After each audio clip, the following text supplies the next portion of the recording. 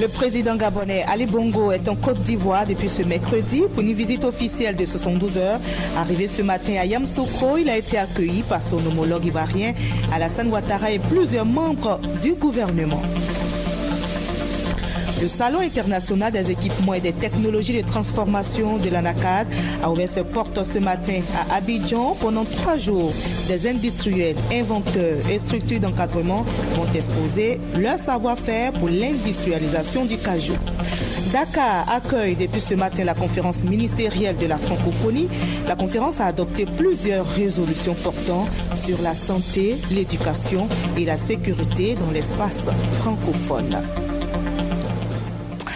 Bonsoir à tous. Merci de choisir le journal du RTI1 pour vous informer. Ajoutez au sommaire de cette édition le dossier EcoPlus. Nous jetons aujourd'hui un regard sur le partenariat public-privé. Quel intérêt? Quel enjeu pour le développement de la Côte d'Ivoire?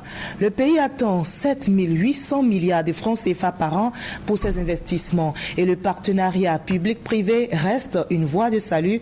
Nous en saurons davantage dans quelques instants dans le dossier EcoPlus. Commençons par la visite officielle qu'effectue le président gabonais Ali Bongo en Côte d'Ivoire. C'est une visite officielle de 72 heures. Arrivé ce matin à Yamoussoukro, il a été accueilli par son Alassane Ouattara et plusieurs membres du gouvernement. Je suis heureux et ému d'être en Côte d'Ivoire, a déclaré le président Ali Bongo à son arrivée dans la capitale politique ivoirienne. Le reportage de Jérôme Kofi Aboulé. Aéroport de Yamoussoukro, il est 10h50 quand l'avion transportant le président gabonais atterrit. 10 minutes après, le président Ali Bongo Ondimba est accueilli par le président ivoirien Alassane Ouattara après sa descente d'avion.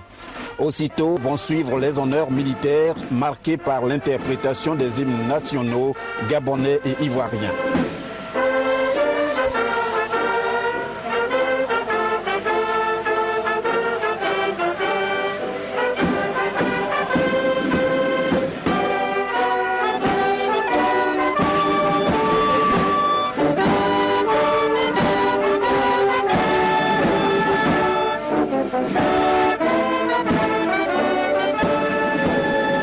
Le président gabonais, avec à ses côtés son homologue ivoirien Alassane Ouattara, va ensuite passer en revue les troupes et saluer les personnalités administratives, civiles et traditionnelles, ainsi que la forte communauté gabonaise présente.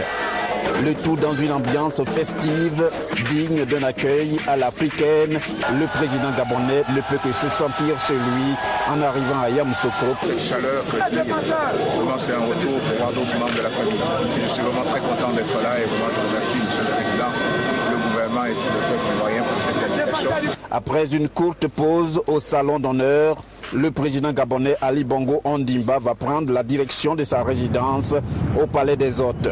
Occasion pour lui de prendre un bain de foule durant le parcours. Les populations sorties nombreuses vont l'acclamer, scandant « Bonne arrivée, Monsieur le Président ».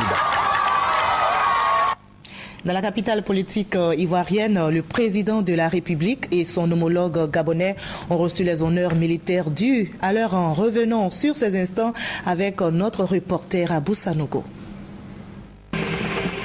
Le président de la République, Alassane Ouattara, accueilli à sa descente par le chef d'état-major général des forces républicaines de Côte d'Ivoire, le général de corps d'armée Soumaïla Bakayoko.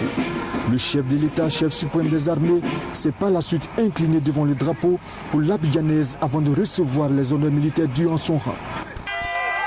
Quelques instants après, soit à 10h50, atterrit l'avion transportant son Excellence Al-Ondimba, président de la République du Gabon, chaleureusement accueilli par le chef de l'État ivoirien Alassane Ouattara. L'hôte de la Côte d'Ivoire et le président ivoirien auront droit aux honneurs militaires.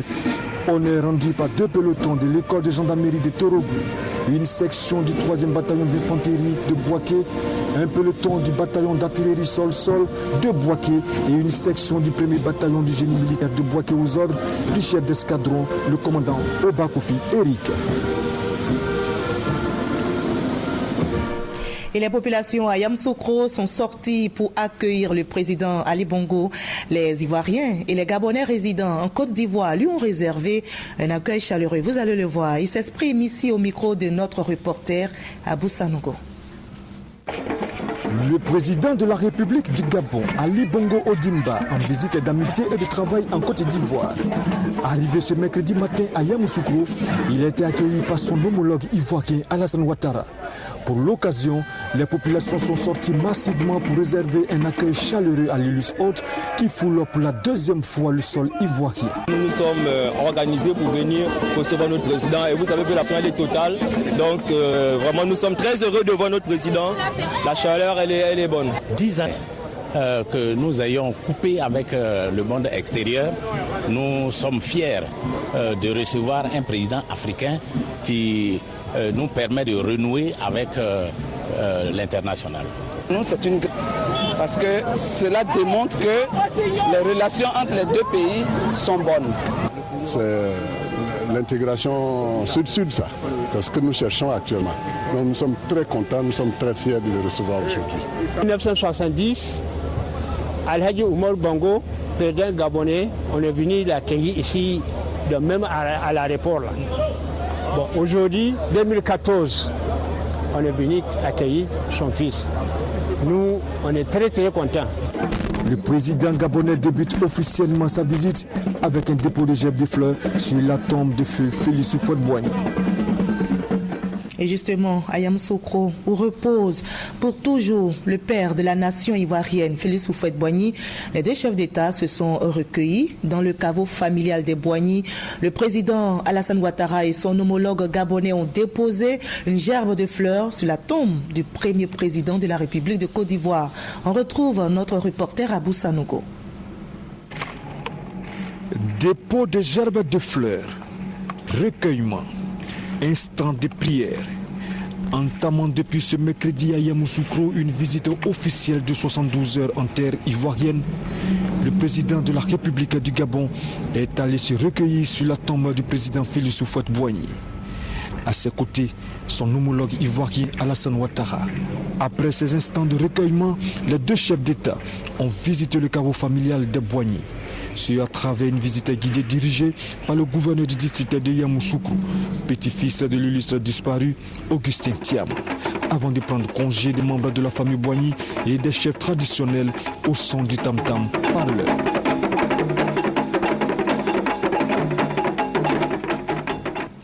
Notons que la visite du chef de l'État gabonais en Côte d'Ivoire s'inscrit dans le cadre du renforcement des relations bilatérales entre les deux pays. Et justement, 5 accords de coopération dans divers domaines ont été signés ce mercredi même à Yamoussoukro. On fait le point avec Adama Koné. Acte concret de la première journée de la visite officielle du président gabonais Ali Bongo en Côte d'Ivoire, la signature de 5 accords de coopération sur un total de 28 prévus, sous le regard des deux chefs d'État. La Côte d'Ivoire et le Gabon se donnent ainsi la main dans une dynamique de développement. Nous sommes donc dans une relation d'amitié, de solidarité que nous avons le devoir, vous et moi, de développer. Et si c'était nécessaire, je pense que ce serait difficile de renforcer parce que cette relation est à un point particulièrement haut. Ces relations ne sont pas seulement personnelles et politiques, mais elles sont également économiques et commerciales. D'ailleurs, l'évolution des échanges entre nos deux pays au cours de ces 5 dernières années le démontre. Nous avons multiplié nos échanges littéralement par 10, passant de 40 milliards à 400 milliards au cours de ces 5 dernières années. Cela montre le dynamisme de nos relations, non seulement au niveau des gouvernements, mais également au niveau du secteur privé. Présent sur le sol ivoirien pour 3 jours, le chef de l'État gabonais ne manque pas de relever les performances réalisées par la Côte d'Ivoire en peu de temps. Je voudrais d'abord féliciter le président et son gouvernement pour le redressement exceptionnel et la bonne tenue de l'économie ivoirienne. Des taux de croissance à 2 chiffres, c'est suffisamment rare pour le souligner, et surtout des taux de croissance qui se maintiennent aussi élevés sur plusieurs exercices. C'est quelque chose qu'il faut quand même pouvoir apprécier, et je voudrais encore une fois, Monsieur le Président, vous adresser toutes nos félicitations pour ce travail important que vous ne cessez pas donc à la tête de l'État ivoirien. La philosophie qui est la nôtre aujourd'hui, c'est que nous sommes beaucoup plus forts ensemble qu'isolés, mais que demain, nous allons faire des efforts supplémentaires pour que nos pays puissent s'ancrer résolument vers la voie du développement. Au terme de la cérémonie de signature, les deux présidents se sont prêtés aux questions des journalistes. Pour le chef de l'État ivoirien et son hôte, les questions politiciennes n'ont pas été à l'ordre du jour des premiers échanges. Seul le cap sur le développement pour un mieux-être des populations demeure leur priorité. Et voilà tout ce que l'on pouvait dire sur cette première journée de la visite du président gabonais en Côte d'Ivoire. Et voilà, le président de l'Assemblée nationale, Guillaume Soro, en mission au Maroc depuis lundi, multiplie les rencontres. Guillaume Soro s'est entretenu avec le président de la Chambre des représentants et le président de la Chambre des conseillers. Au menu de ces deux audiences, le raffermissement des relations historiques entre la Côte d'Ivoire et le Maroc. Hugues Aveblé est notre envoyé spécial au Maroc. Le président de la Chambre des représentants, le Parlement marocain, était bien heureux d'accueillir le président de l'Assemblée nationale ivoirienne. La séance de travail qui a réuni les délégations ivoiriennes conduites par Guillaume Soro et marocaines conduites par Rachid Talbi Alami a été l'occasion pour le chef du Parlement ivoirien de partager avec son hôte son engagement à œuvrer au renforcement des relations entre la Côte d'Ivoire et le Maroc. Cette séance de travail est l'occasion donc de passer en revue les moyens qui pourraient aider au renforcement de la coopération pacifique et harmonieuse de longue date entre les deux pays.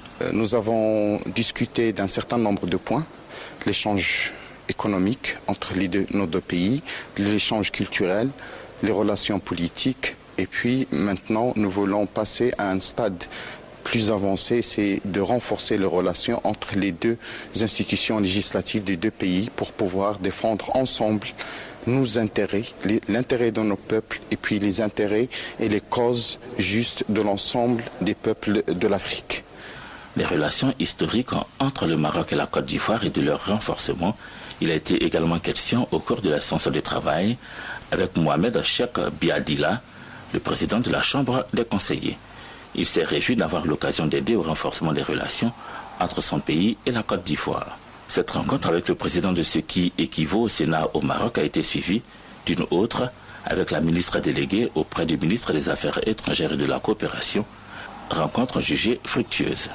L'occasion nous a été permise cet après-midi pour discuter du rôle de la diplomatie parlementaire, d'explorer toutes les pistes pour faire évoluer ces relations, notamment la piste économique. Et là, il y a lieu de signaler qu'il est prévu la tenue d'un forum économique maroco-ivoirien.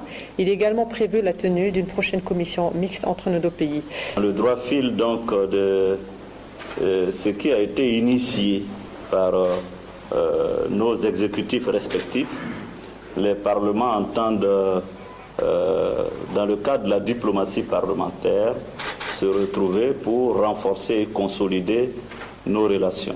Nous avons ensemble convenu de travailler dans la complémentarité, à faire en sorte que les relations entre le Maroc et la Côte d'Ivoire demeurent au beau fixe et qu'elles puissent s'améliorer. La visite d'amitié et de travail du président de l'Assemblée nationale Guillaume Soro au Maroc s'achève ce jeudi.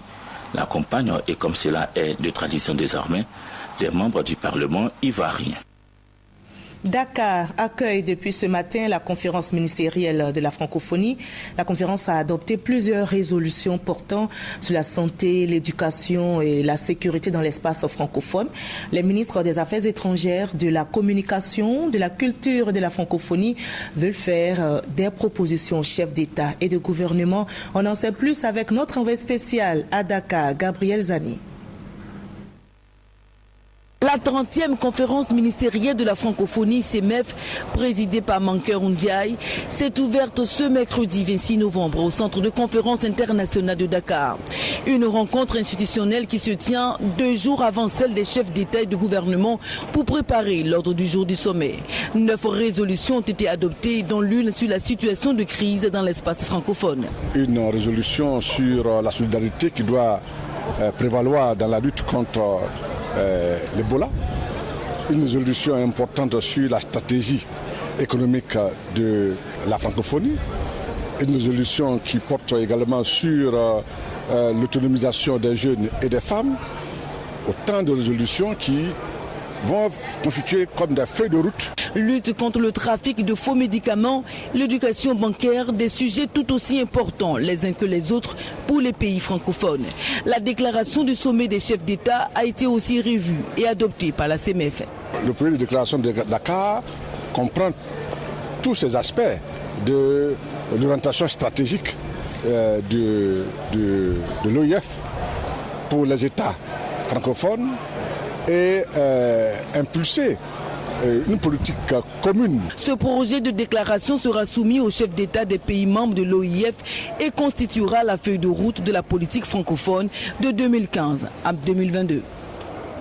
Et c'est le 29 novembre prochain qu'aura lieu le 15e sommet de la francophonie. La capitale sénégalaise accueillera l'événement jusqu'au 30 novembre.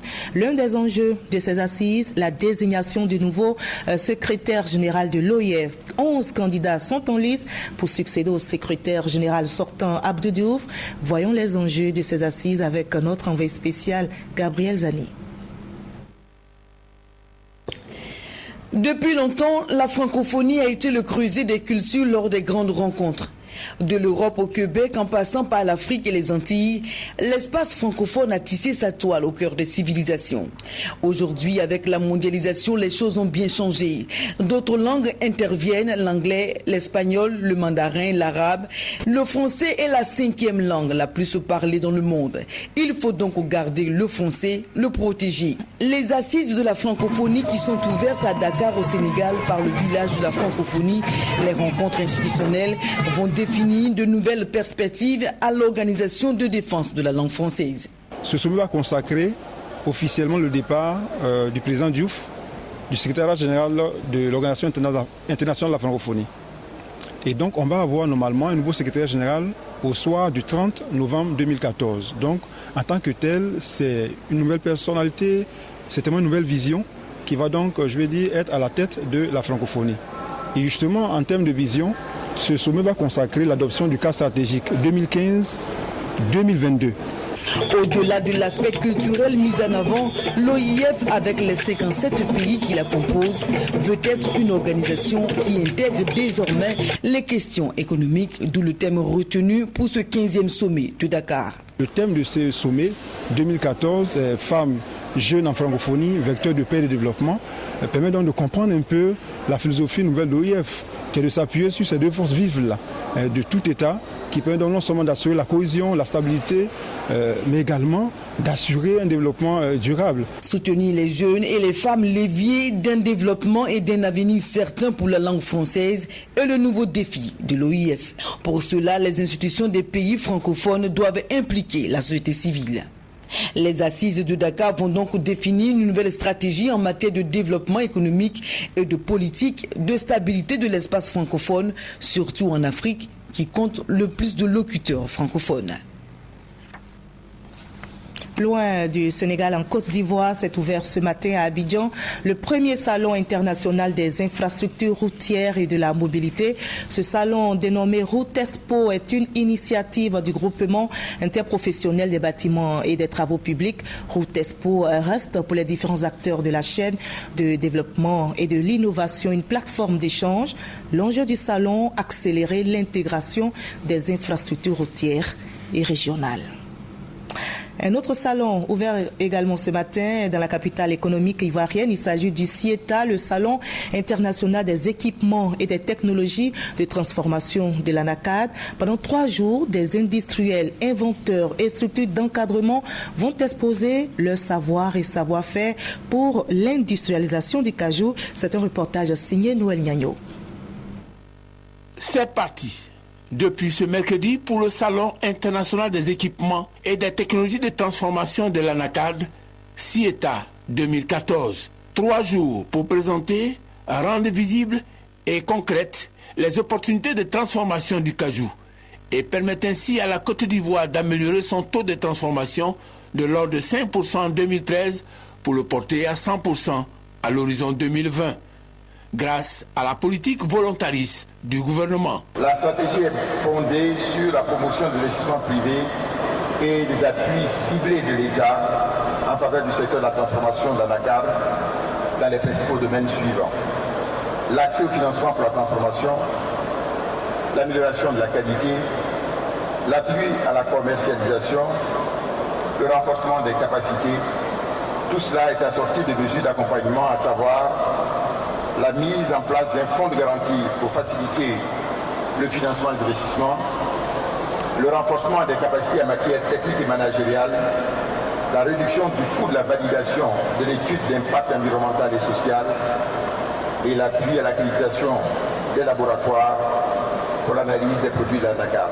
Des conférences et interventions thématiques vont meubler ces 72 heures du salon.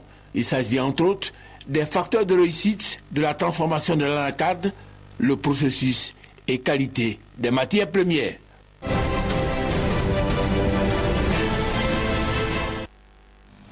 Le déficit en investissement dans le secteur des infrastructures en Afrique est immense.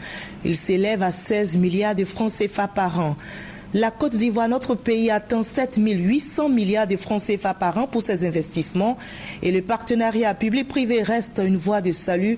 Mais attention, des précautions doivent être prises. Le dossier EcoPlus de la rédaction est signé ce soir. Noël Niagno. Il ne faut pas croire que les PPP sont la panacée de tous les problèmes de financement des infrastructures. Il peut parfois poser des problèmes réels pour les finances publiques. Voilà le débat sur les PPP lancé. Les PPP ne sont pas une panacée. Suivi d'une mise en garde, ils peuvent poser de réels problèmes pour les finances publiques. Conséquence, les PPP doivent donc être sérieux. Les PPP, c'est un outil comme un autre, par exemple aux côtés des marchés publics, pour construire, pour réaliser des infrastructures qui seront ensuite utiles à la population. Mais dans certains cas, le PPP se justifie, le recours au PPP se justifie. Dans d'autres cas, le recours au PPP n'est pas très utile et il vaut mieux que la personne publique, que l'État par exemple, passe par un marché public de travaux qui sera moins onéreux et plus efficace pour lui qu'un PPP. Toute la problématique de la rencontre d'Abidjan était soulignée. 3 jours durant, experts d'Afrique et d'Europe, juristes, professionnels du secteur de l'industrie ont partagé leurs expériences, se sont formés et informés sur les précautions de toute nature à prendre pour promouvoir des PPP viables pour les générations futures. Surtout que les PPP sont une voie incontournable et pour cause. Dans un contexte marqué par la rareté des ressources publiques, l'alternative est d'impliquer les acteurs privés possédant la technologie et bien sûr les capitaux nécessaires pour faire face à l'investissement parfois considérable, dont le financement par les budgets de nos États est quasi impossible. Un chiffre pour comprendre cette impossibilité. Les besoins de financement sont de l'ordre de 16 000 milliards de francs CFA pour toute l'Afrique. Et pour la seule Côte d'Ivoire, ils sont de 7 800 milliards. Le budget ivoirien pour l'exercice 2015 est de 5 000 milliards de francs CFA. La solution des PPP propres à l'Afrique doivent être envisagées. Une des solutions envisageables est de développer une véritable synergie des instruments financiers des PTF, je veux dire donc des partenaires techniques et financiers, pour améliorer la réponse aux besoins de financement des États. Au-delà du mode de financement, il s'agit de promouvoir la vision africaine des PPP, tout en gardant à l'esprit les spécificités de chaque économie et en demeurant conscient que les solutions proposées doivent être adaptées au contexte de chaque pays. La BAD, Banque africaine de développement, préconise un nouveau concept, le PPP intégré. Au lieu d'avoir des PPP isolés, une route par-ci, un pont par-là, une centrale par-ci, il faut des PPP intégrés. Donc, ça veut dire on doit avoir des PPP où on combine par exemple l'exploitation des mines avec le transport, les routes, le chemin de fer et l'acheminement vers les ports. Donc c'est tout un nouveau concept de PPP qui permet d'intégrer les différents chaînons, mais également connecter les populations aux infrastructures et également aux activités de production, aux activités de consommation. Donc évidemment, si on dit tout ça, on dit emploi. Voilà la nouvelle piste. Développer les infrastructures et venir à bout de la pauvreté, le fléau qui menace l'Afrique, le continent du monde de demain. Et ce n'est pas une fiction. En 2050, nous serons 2 milliards d'Africains. Plus de la moitié de cette population sera urbaine. Le quart de la population active mondiale sera africaine. C'est la situation aujourd'hui de la Chine. Si l'Afrique parvient à répondre à ces défis d'infrastructures, d'énergie, d'urbanisation, de formation professionnelle. Elle peut donc devenir l'usine et le grenier du monde. Les lampions se sont éteints sur Abidjan avec l'avènement d'un nouveau concept, le PPP intégré. Voilà, c'était le dossier EcoPlus proposé par le service économie de la rédaction, dossier signé Noël Nyagno. En politique à présent, les populations de Kong sont reconnaissantes au président Henri Konan Bédié pour l'appel de Daoukro, appel à soutenir la candidature unie du président Alassane Ouattara en 2015. Et dans les jours à venir, ces populations comptent se rendre à Daoukro pour remercier le président du PDCI RDA. En tout cas, c'est ce qui ressort de la rencontre entre ces populations et l'émissaire du RDR à Kong, le ministre Mamadou Coulibaly Sangafoua. Mobilisation des grands jours à Ouangolo-Dougou. Les militants du RDR et leurs alliés au sein du RHDP reçoivent des émissaires avec à leur tête le ministre Mamadou Sangafoua Coulibaly. Une délégation venue les entretenir sur l'appel de Daoukro. L'envoyé du RDR est revenu sur les acquis obtenus par la Côte d'Ivoire sous Ouattara, notamment en termes de santé, d'éducation, d'électricité, etc. À l'issue de cette rencontre, le ministre Sangafoua estime que pour Ouangolo-Dougou, les retombées sont davantage visibles avec de nombreuses réalisations. J'ai indiqué aux parents qu'ils peuvent lui faire confiance, que ce qu'il a fait en 3 ans n'est rien à côté de ce qu'il envisage faire pour les 2 années qui lui restent pour son premier mandat et pour les 5 années pour lesquelles Bédié a demandé que tout le monde se mette autour de lui. D'autres localités de la région du Tchologo seront visitées avec toujours le même objectif, expliquer la quête essence de l'appel de Daoukro. Et ce week-end, le ministre Mamadou Sanogo, cadre du RDR, a sillonné la région de Lamé pour échanger avec les militants de son parti et ceux des autres partis membres du RHDP. Objectif, bien sûr, faire comprendre le bien fondé de l'appel de Daoukro. Une libation faite par les chefs de terre d'Azopé pour prier les mannes afin de soutenir les actions de développement du président Alassane Ouattara et faire de l'appel de Daoukro une réalité. Un rituel fait en présence de Mamadou Sanogo, cadre du RDR, Rassemblement des Républicains. Nous sommes un pays acquis et le ministre Mamadou Sanogo y est allé pour expliquer, commenter et faire comprendre l'appel de Daoukro aux militants du RHDP. Pendant 2 jours, il a sillonné toute la région de Lamé pour présenter le bilan de la gestion du président de la République, Alassane Ouattara, et surtout susciter des adhésions à l'appel de Daoukro qui veut une candidature unique au sein du RHDP. D'Alépé à Azopé, en passant par Akoupé et à Kassa-Tobro, l'envoyé de la direction du RDR explique les avantages économiques de l'appel de Daoukro. C'est une zone industrielle que nous allons ouvrir aussi sur l'île Boulet. C'est dit que le développement a démarré. Mais c'est avec la stabilité politique, c'est avec l'assurance des investisseurs que ce développement-là va se poursuivre.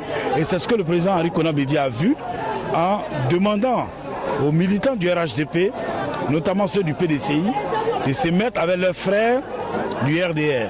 Le ministre Mamadou Sanogo soutient également que cet appel est une assurance pour les investisseurs et va permettre la réalisation du deuxième miracle ivoirien.